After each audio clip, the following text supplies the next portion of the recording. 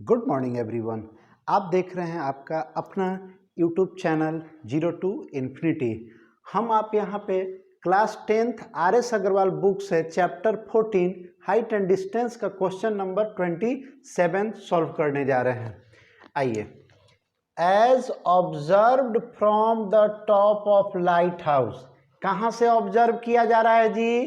तो light house के top से 100 मीटर एबव सी लेवल, जो सी लेवल से जो पानी का लेवल है उससे 100 मीटर एबव है।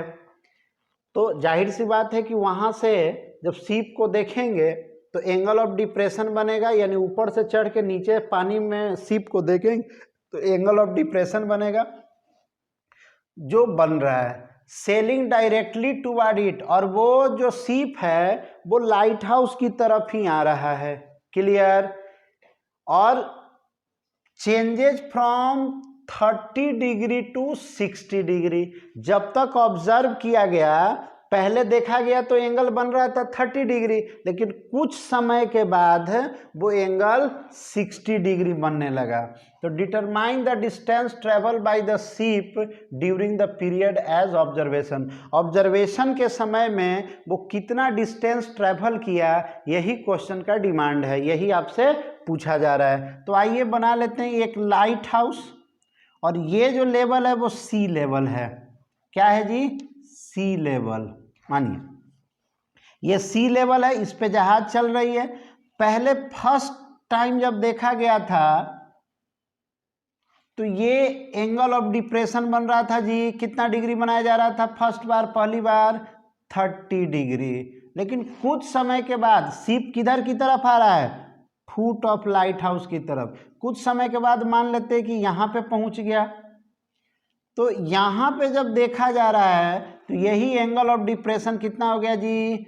60 डिग्री हो गया। मान लेते हैं कि ए बी लाइट हाउस है जो 100 मीटर का है, सी लेवल से 100 मीटर तक है, और ये पोजीशन सी है और ये पोजीशन डी है। तो तुमको सी डी के बीच का डिस्टेंस बताना है कि सी से डी तक आने में उसको कितना डिस्टेंस ट्रेवल करना पड़ा होगा। यही आपका क्वेश्चन में पूछा जा रहा है। आइए हम मान लेते हैं कि ये x है और ये y है, x मीटर और ये y मीटर। तो आपको ध्यान देना, आपको यही y इक्वल टू आपको आंसर बताना होगा। अब आपके पास दो राइट एंगल ट्रायंगल है, एक ABC है और एक है ABD। देखिए जी, ये लाइन और ये लाइन पैरेलल है, और जब ये ट्रांसवर्सल होगा, जब देखिए ये लाइन और ये लाइन पैरेलल और ये ट्रांसवर्सल है, और जो ट्रांसवर्सल AC को माना जा रहा है उसमें एंगल 30 बन रहा है, A और C मानिए तो 30, तो ये भी क्या हो जाएगा जी? 30 अल्टरनेट इंटीरियर एंगल्स है। जब दो लाइन पैरेलल हो तो अल्टरनेट इंटीरियर एंगल क्या होता है? इक्वल। अब देखिए ये 60 बन रहा है, इसका मतलब ये और ये पैरेलल ट्रांसवर्सल जब AD होगा तब आपका ये एंगल भी 60 डिग्री हो जाएगा। कोई दिक्कत? चलिए लेट मान लीजिए BD equal to x metre and DC equal to y metre, जो आपको फाइंड करना है y का वैल्यू ही आपका आंसर होगा। चलिए पहले हम एक राइट एंगल ट्रायंगल में चल देते हैं। AB किसी में चल दीजिए, ABD में चल दीजिए। In right angle triangle ABD में चलेंगे तो एंगल कितना है जी? 60 डिग्री। तो tan 60 डिग्री से अगर चलते हैं तो ये परपेंडिकुलर और ये क्या हो जाएगा? बेस, यानी 100/x।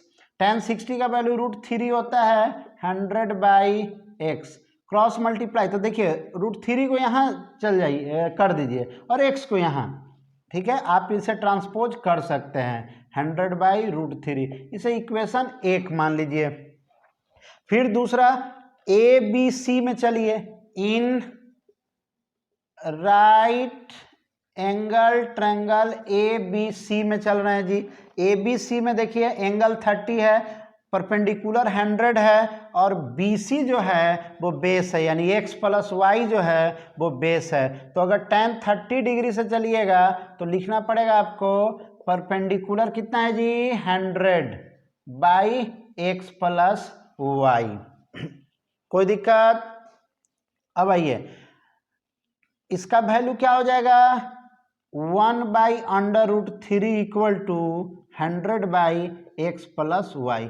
चलिए क्रॉस मल्टीप्लाई कर दीजिए, तो क्रॉस मल्टीप्लाई कीजिएगा तो ये हो जाएगा x plus Y equal to 100/√3। चलिए x का क्या वैल्यू है अभी आपने निकाला है 100/√3 है, तो पुट कर दीजिए 100/√3 अब प्लस वाई इक्वल टू 100/√3।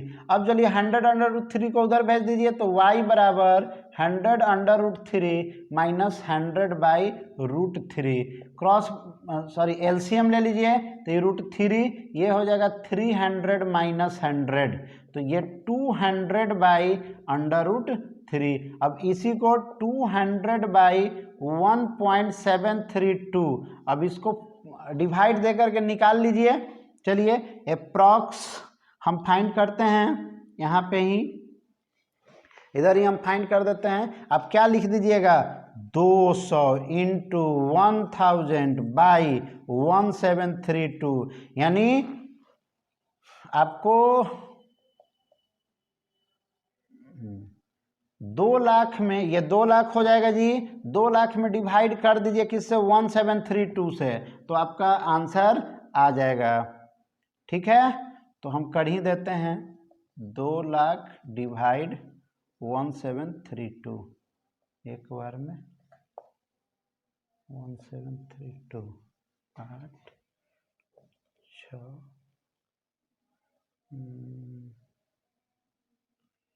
9 में से 2 एक बार में 1732 8 4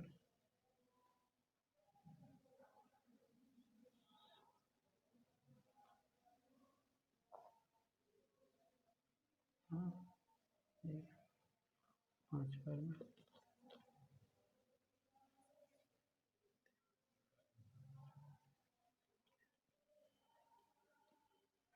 11 पॉइंट, आपका आंसर आ जाएगा 115 पॉइंट समथिंग आएगा, मान लीजिए ना 11.2 मान लीजिए। ये अप्रॉक्स आपका आंसर है, आप चाहिएगा तो 2 डिजिट तक निकाल सकते हैं, लेकिन हमने एस्टिमेट करके इसको 2 लिख दिया। ठीक है, 115.2 अप्रॉक्स ये आंसर है, एग्जैक्ट नहीं है। अभी और आप डिवाइड दे सकते थे और इसे एग्जैक्ट 1-2 पॉइंट तक और जा सकते थे। मीटर में है तो 2 पॉइंट तक जाइएगा 2 पॉइंट तक आपको जाइएगा तो वो सिंपलेस्ट फॉर्म रहेगा।